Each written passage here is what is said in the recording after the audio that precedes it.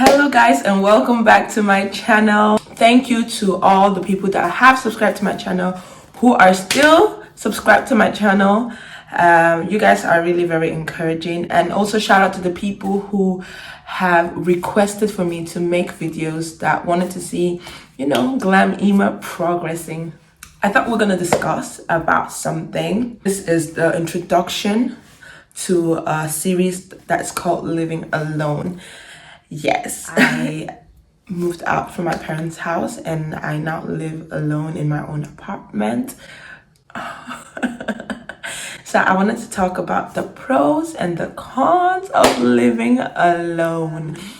Just to take note of this, I do not live in a dormitory. I do not live in a shared apartment. I live completely and fully alone. I have my own kitchen, my own shower, my own room. It's basically a student apartment. It's a one-room apartment. The reason why I actually moved out from my parents' house, it was due to work. If you're not from Stockholm, Stockholm is a country. It's a city that is big, a big city. You can basically travel like 2 hours and you're still within Stockholm. So basically I had a new job.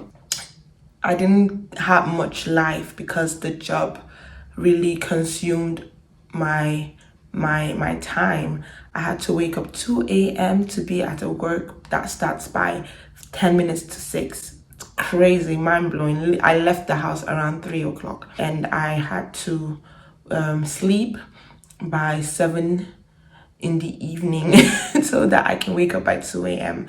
So I didn't have time to study, firstly, and I didn't have like my own personal time, so I really had to move out. And that was also the reason why my parents even allowed me to move out. You guys, I want to use my video to show your parents and say, Mommy, look at him, I moved out. I want to also move out. It won't work. It won't work. I have a valid reason. So let us go right to the pros and cons. When living alone, I'm not talking about you having a roommate. When living alone, it is very, very lonely. I personally am a person that is very introvert. So I like my own space. I like my own private space. I like to think. I like to do my own things. I don't like too much people around me. For a person who is like that, introvert, and feeling like it's lonely to live alone, that is just like, wow. It is a lot. The first week of living alone, I remember I couldn't sleep for like a whole week. I would constantly wake up after every 30 minutes, just like that. No reason. I would just wake up and fall asleep, wake up and fall asleep. It was very annoying because that made me very tired at the day. And I remember just missing my family. We're a family of 5, so we're not like many. I missed them.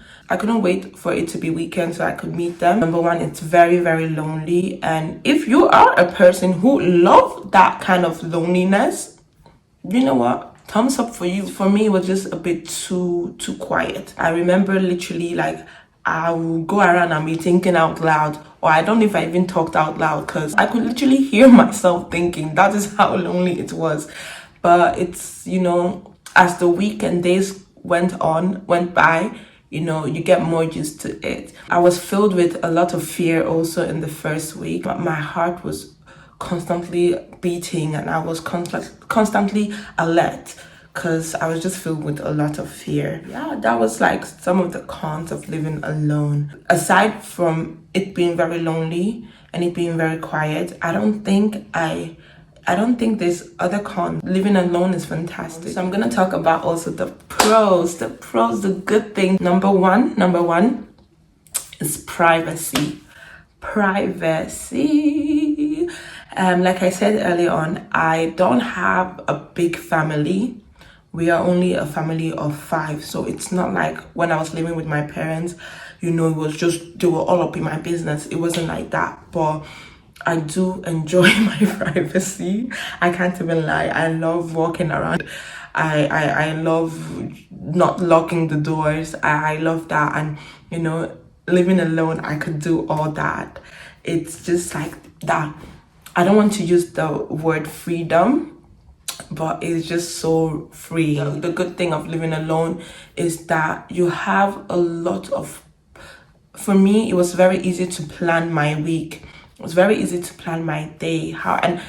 And it worked exactly how I wanted it to work, because I wasn't distracted by any other thing. I was more focused. I know when to study, I know when to eat, I know when to take a shower, and I know when to sleep. And most importantly, I know when to, pray. But the third thing is me having more time to pray. I can see a very big difference when I get to my parents' place. We pray they pray every day. They have their own evening devotion. But, living alone, I can pray anytime, and not just being able to pray, but being able to, express myself in that prayers. I can lie down, I can kneel down, I can cry, I can roll. I don't know why. I don't know if anyone can relate to me, but I feel like very awkward when I, want to express myself in prayers when I'm with my family. And my family already are Christians, and we all grew up in church, but they haven't seen that part of me. They haven't seen that prayer, that part of me. So, living alone really helps me to develop who I really am and my own personal relationship with God. And that's the most important thing. That's the good thing of living alone, that I really have time for God. I have more time than I ever thought I would have for God. So that's the good thing. Another pro of living alone is that I manage my space very well. The space is more smaller, so I don't have to clean in a very big space. I can clean in a small space. But living in my parents' house, oh my Lord. Oh God, you clean the sitting room, the toilet, you scrub the kitchen. It's like, at the end of the day, you're just like famished. But living alone, it's a smaller space that I manage, and it's easier to clean. So that's the pros and the cons. And like I said, I'm gonna do a part 2 of this video. I'm gonna talk about budgeting.